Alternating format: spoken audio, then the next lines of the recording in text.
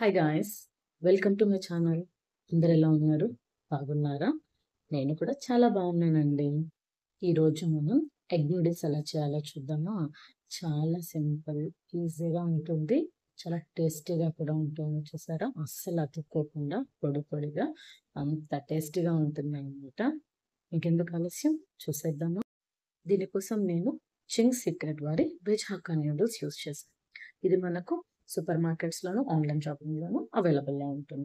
First మనం ఒక దగ్గర తీసుకొని అందులో 2 గ్లాసెస్ వాటర్ పోసి దాంట్లోనే ఒక స్పూన్ ఆయిల్ వేసి, ఆయిల్ ఎందుకంటే నూడిల్స్ అతుక్కోకుండా విడివిడిగా రావాలి అనమాట. అలాగే ఒక స్పూన్ సాల్ట్ వేసి బాగా మరగనివ్వండి.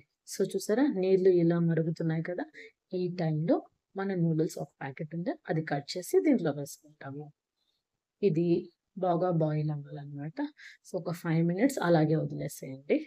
5 మినిట్స్ తర్వాత చూసారు కదా, ఈ విధంగా నూడిల్స్ బాగా ఉడికిపోతుంది. సో ఈ స్టేజ్లో మనం దాన్ని తీసి వడగట్టుకోండి. చిల్లల పాత్ర ఉంటుంది కదా, అందులో వేసి ఇలా చూసారా, ఫోర్క్తో తీస్తుంటే ఎంత పొడి పొడిగా వస్తుందో. ఇప్పుడు మనం చల్ల నీళ్ళు ఒక గ్లాస్ దాని మీదే పోసుకుందాం. ఎందుకంటే నూడిల్స్ అనేది బాగా ఓవర్ కుక్ అవ్వకుండా ఎంతవరకు కుక్ అయినా ఇక్కడితో స్టాప్ అయిపోతుంది అనమాట. మళ్ళీ మనం మిక్స్ చేసినప్పుడు ఇది తునగకుండా ఒకదాంతో ఉడకపోకుండా ఉంటుంది. నెక్స్ట్ క్యారెట్, బీన్స్, క్యాప్సికమ్, అలాగే తెల్లగడ్డ, అల్లం చిన్న చిన్న ముక్కలుగా కట్ చేసుకుని దాంతోపాటు కొత్తిమీర కూడా ప్లేట్లో పెట్టి పక్కన ఉంచండి. ఇక్కడ వెజ్జెస్ అనేది మన ఇష్టం అనమాట. కావాలంటే క్యాబేజీ కూడా యాడ్ చేసుకోవచ్చు.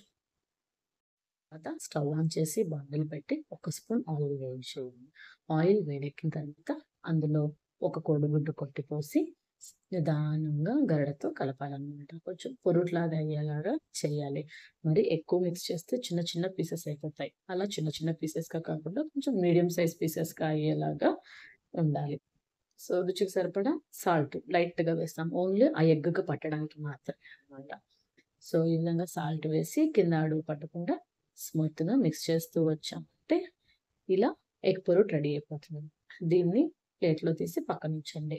నెక్స్ట్ అదే బండల్లో ఒక 3 స్పూన్స్ ఆయిల్ వేయండి. ఆయిల్ వేడెక్కిన తర్వాత ఇందాక కట్ చేసుకున్నాం కదా అల్లము, తెల్లగడ్డ ముక్కలు, అవన్నీ వేసి బాగా వేయించండి. ఒక 2 మినిట్స్ అది వేగిన తర్వాత అందులోనే క్యారెట్, బీన్స్, క్యాప్సికమ్ ఈ 3 వెజ్జెస్ కూడా వేసుకొని అందులో వెజిటబుల్స్కి పట్టడానికి లైట్గా సాల్ట్ వేసుకుంటాం. ఇది జస్ట్ ఓన్లీ వెజిటబుల్స్ కోసం మాత్రమే అనమాట. సాల్ట్ కూడా వేసి హై ఫ్లేమ్లో వేయించాలి. సో ఈ రెసిపీ అంతా కూడా మనం హై ఫ్లేమ్లోనే చేయాలి, అప్పుడే స్మోకీ ఫ్లేవర్ వస్తుంది.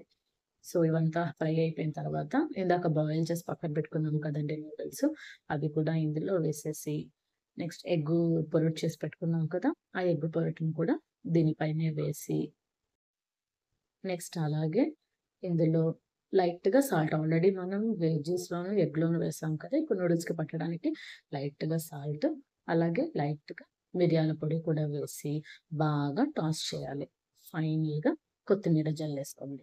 అంతే, చాలా ఈజీగా అయిపోయింది కదా. సో ఇంత ఈజీగా tasty tasty egg noodles ready అయిపోయాయి. ఈ వీడియో మీకు నచ్చిందా? అలా అయితే ఒక లైక్ చేయండి మరి. అలాగే నా ఛానల్ని ఫస్ట్ టైం చూస్తున్నట్లయితే సబ్స్క్రైబ్ చేసుకోవడం మాత్రం మర్చిపోకండి. Thank you for watching. Bye.